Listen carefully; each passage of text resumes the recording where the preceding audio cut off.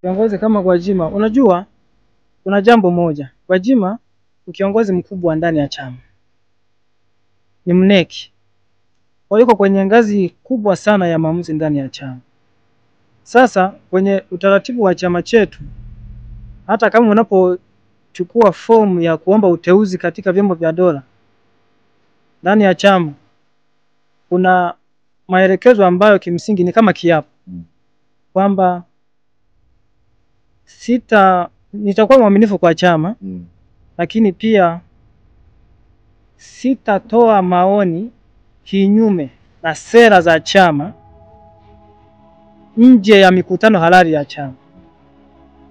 Kwa hiyo tunapokuja swala la kutokubaliana na kukubaliana, ni jambo la kawaida kwenye maisha ya binadamu.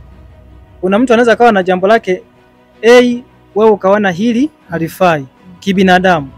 Lakini mnapokuja kwenye swala la chama kwamba huyu ni mwanachama wa Chama cha Mapinduzi aliyetoa hili jambo na ni kiongozi wangu, au ni chama tuseme kimeamua hivi, kama mimi ni mwanachama na sikubaliani nalo, sitakiwi kwenda hadharani. Kinachotakiwa nitoe hayo maoni yangu ya kutokubaliana na hilo swala ndani ya vikao vya chama.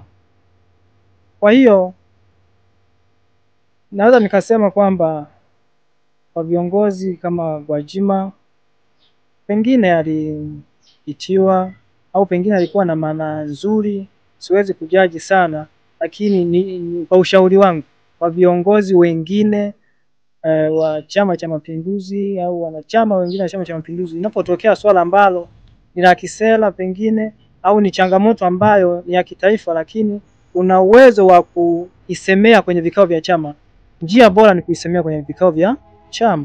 Na ilihali mheshimiwa kama Gwajima ana nafasi, ilikuwa ni rahisi sana kulisemea kwenye chama na likapata utatuzi badala ya kulisema hadharani.